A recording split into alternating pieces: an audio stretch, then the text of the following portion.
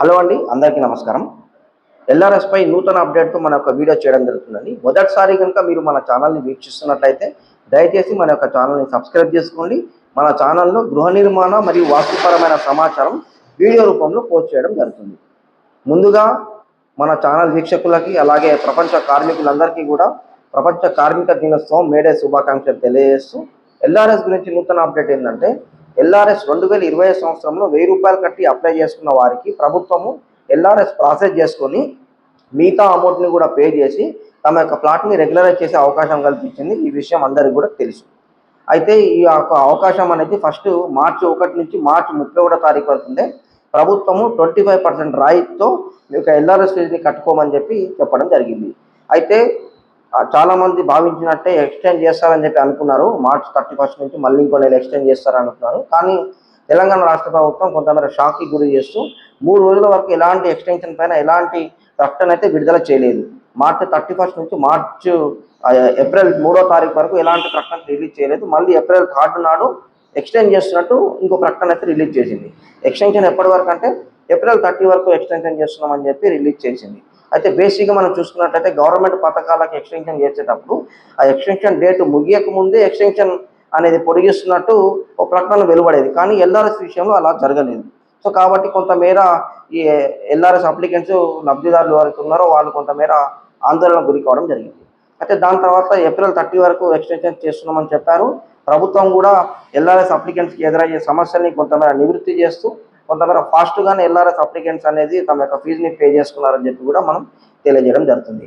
అయితే ఏప్రిల్ 30 వరకు యొక్క అవకాశం ఉంది. 30 నుండి ఏం చేశారు, ప్రభుత్వం మళ్ళీ ఎక్కువ రోజులు పొడిగించకుండా కేవలం 3 రోజులు మాత్రమే పొడిగించారు. అయితే మే 3 వరకు మాత్రమే ఎల్ఆర్ఎస్ 25% రాయితీతో తమ యొక్క ఫీజుని పే చేసుకోమని చెప్పి పొడిగించడం జరిగింది. అయితే దీనికి సంబంధించి ఇది కాషన్ పీరియడ్ అన్నట్టు. ఇప్పుడు పొడిగించేదంటే నెల పొడిగించే అవకాశం ఉంటుందో 18 రోజులు పొడిగించే అవకాశం ఉంటుంది. కేవలం 3 రోజులు పొడిగించారంటే మళ్ళీ తర్వాత ఈ పొడిగించడం జరగదు అని చెప్పి తెలియజేయడానికి కాషన్ పీరియడ్ లెక్క 3 డేస్ మాత్రమే ఈ డేట్ అనేది ఎక్స్టెండ్ చేయడం జరుగుతుంది. కాబట్టి ఎల్ఆర్ఎస్ అప్లికెంట్స్ ఇప్పటివరకు ఎవరైనా ఫీ పే చేయకుండా ఉంటే మీకు ఫీ అమౌంట్ జనరేట్ అయితే దయచేసి మీ యొక్క ఫీని కట్టుకొని మీ ప్లాట్ని రెగ్యులర్ చేసుకోమని చెప్పి మేము తెలియజేస్తున్నాము. ఇన్ కేస్ మీరు ఫీ కట్టకుంటే భవిష్యత్తులో తెలంగాణ రాష్ట్ర ప్రభుత్వము ఎల్ఆర్ఎస్ అప్లికెంట్స్కి అంటే ఎల్ఆర్ఎస్ కట్టిన వారికి మాత్రమే రిజిస్ట్రేషన్ చేసే అవకాశం ఉంటుంది. అంటే ఫర్ ఎగ్జాంపుల్ మీరు మీ ప్లాట్ని అమ్మాలనుకున్నారనుకోండి, మీ ప్లాట్కి ఎల్ఆర్ఎస్ కట్టలేదనుకోండి, వేరే వాళ్ళు కొనేటప్పుడు రిజిస్ట్రేషన్ అనేది జరగకుండా ఆపేసే అవకాశం ఉంటుందని చెప్పి కూడా తెలియజేయడం జరుగుతుంది. రెండో విషయం ఏంటంటే ప్రజెంట్ 2020 ఆ డాక్యుమెంట్ ప్రకారం మాత్రమే మార్కెట్ వాల్యూ కన్సిడర్ చేసుకొని ఎల్ఆర్ఎస్ అమౌంట్ అనేది జనరేట్ అవుతుంది. ఇన్కేస్ ఫర్దర్గా మీకు మళ్ళీ ఇలాంటి ఏదైనా అవకాశం కల్పించినా రిబేట్ అవకాశం కల్పించినా కానీ ప్రజెంట్ మార్కెట్ వాల్యూని కన్సిడర్ చేసే అవకాశం ఉంది. కాబట్టి గతంతో పోలిస్తే గతంలో ₹10,000తో మీరు ఎల్ఆర్ఎస్ అప్లికేషన్ ప్రాసెస్ చేస్తే ఇప్పుడు దాని ₹1,00,000 కూడా అయ్యే అవకాశం ఉంటుంది. కావున ఎల్ఆర్ఎస్ అప్లికెంట్స్ ఇప్పటివరకు ఎవరైనా ఫీ కట్టకుంటే కట్టుకోమని చెప్పి మేము సూచిస్తున్నాము. మూడో విషయం వచ్చేసి తెలంగాణ రాష్ట్ర ప్రభుత్వము మార్కెట్ వాల్యూ భూములకు సంబంధించిన ప్రభుత్వ మార్కెట్ వాల్యూని పెంచే అవకాశం ఉందని చెప్పి కూడా తెలియజేస్తుంది. ఈ వార్త అనేది 6 నెలల నుంచి చక్కర్లు కొడుతున్నది.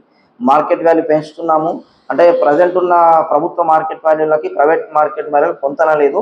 సో దీన్ని మేము పెంచుతున్నామని చెప్పి కూడా తెలియజేయడం. ఇలా పెంచడం వల్ల రిజిస్ట్రేషన్ ఛార్జెస్ పెరుగుతాయి, ఆటోమేటిక్గా మీకు ఎల్ఆర్ఎస్ అమౌంట్ కూడా పెరిగే అవకాశం ఉంటుంది. కావున దాంతోపాటు మీరు పర్మిషన్ తీసుకోవాలన్నా కూడా అప్పుడు పర్మిషన్ ఛార్జెస్లో కూడా ప్రజెంట్ మార్కెట్ వాల్యూ కన్సిడర్ చేస్తారు. కాబట్టి అప్పుడు కూడా మీకు అమౌంట్ అనేది ఎక్కువ అయ్యే అవకాశం ఉంటుంది. కావున ఇది సామాన్య పేద మధ్య తరగతి వారికి ఇది కొంతమేర గుదిబండ అని చెప్పి కూడా మనం తెలియజేయచ్చు.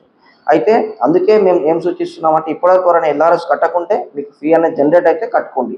అయితే చాలామంది చెప్పే విషయం ఏంటంటే మా ప్లాట్ FTL ప్రొహిబిటెడ్ ఏరియాలో లేకున్నా కానీ అదే విధంగా చూపిస్తుందని చెప్పి మా దృష్టికి తేవడం జరిగింది. దానికి సంబంధించి గత వీడియోలో మేము ఎక్స్ప్లెయిన్ చేశాము. మళ్ళీ మీకోసం ఒకసారి మేము ఏం చెప్పదలిచామంటే మీ ప్లాట్ నిజంగా కనుక FTL బఫర్ జోన్ వాటర్ బాడీస్లో కనుక లేకుంటే ఈ స్థానిక మున్సిపాలిటీ ఆఫీస్లో లేదంటే మీ కార్పొరేషన్ ఆఫీస్లో TPO గారిని లేకుంటే కమిషనర్ గారిని కలిసి మీ యొక్క సమస్యని వారి ముందు పెట్టండి. వారు విన్న తర్వాత నిజంగా మీ ప్లాట్ FTL ప్రొహిబిటెడ్ లిస్ట్లో లేకుంటే వారు వెంటనే దీన్ని ఇరిగేషన్ డిపార్ట్మెంట్ వారికి ఫార్వర్డ్ చేయడం జరుగుతుంది. అయితే గతంలో అంటే ఈ 15-20 రోజుల కంటే ముందు ఏముందంటే మీరే స్వయంగా ఇరిగేషన్ డిపార్ట్మెంట్కి వెళ్ళి ఆఫీస్కి వెళ్ళి అక్కడ మా ప్లాట్ ఈ విధంగా FTL బఫర్ జోన్లో చూపిస్తామని చెప్పేవారు. కానీ ఇప్పుడు అలా తిరగడం వలన అటు ఇటు తిరగడం వలన ఇబ్బందులు పడుతున్న లబ్ధిదారులను ప్రభుత్వం గ్రహించి ఏం చేశారంటే డైరెక్ట్ మున్సిపల్ వాళ్ళే ఇరిగేషన్ వాళ్ళకి ఫార్వర్డ్ చేసేటట్టు వాళ్ళకే మున్సిపల్ అధికారులకే ఆ ఆప్షన్ అనేది ఇవ్వడం జరిగింది. దీనివల్ల కొంతమేర తిరగడం అనేది అప్లికెంట్స్కి తప్పించే అవకాశం ఉందని చెప్పి కూడా మేము భావిస్తున్నాము.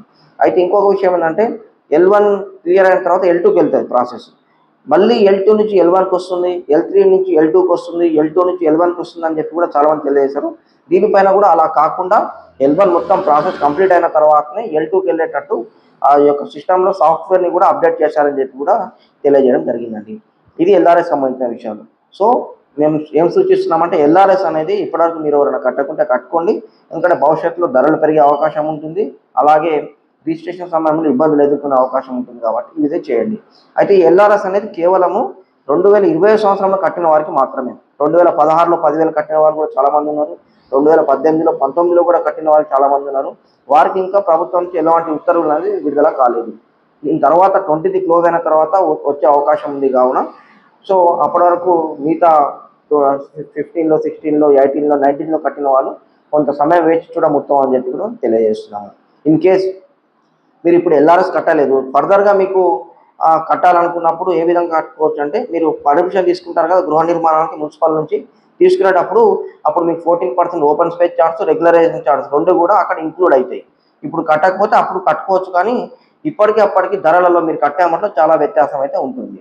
సో ఇప్పుడు మీరు ఎల్ఆర్ఎస్ కట్టారనుకోండి, ఫర్దర్గా మీరు పర్మిషన్ తీసుకునేటప్పుడు మీకు ఎల్ఆర్ఎస్ కాలం అనేది ఇంక్లూడ్ కాదు, ఎల్ఆర్ఎస్ చార్జెస్ అందులో ఇంక్లూడ్ కాదు. కావున ఈ విషయాలన్నీ మీరు పరిగణలోకి తీసుకొని ఎల్ఆర్ఎస్ ఫీజు కనుక మీకు జనరేట్ అయితే మీరు ఫీజు అమౌంట్ కట్టుకొని మీ యొక్క ఎల్ఆర్ఎస్ని మీ యొక్క ప్లాట్ని రెగ్యులరైజ్ చేసుకోమని చెప్పి మేము తెలియజేస్తున్నాము. మన వీడియో కనుక నచ్చినట్లయితే మన యొక్క ఛానల్ సబ్స్క్రైబ్ చేసుకోండి. ఓపికగా మన యొక్క వీడియోని వీక్షిస్తున్నందుకు మీ అందరికీ కూడా ధన్యవాదాలు.